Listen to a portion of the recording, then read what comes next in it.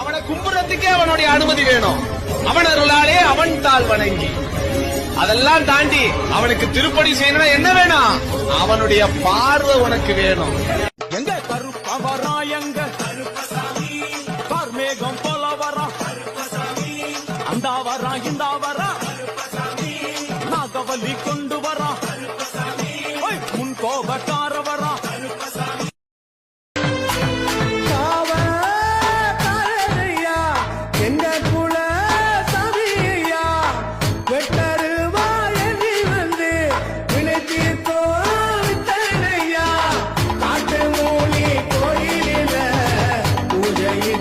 பாருங்கய்யா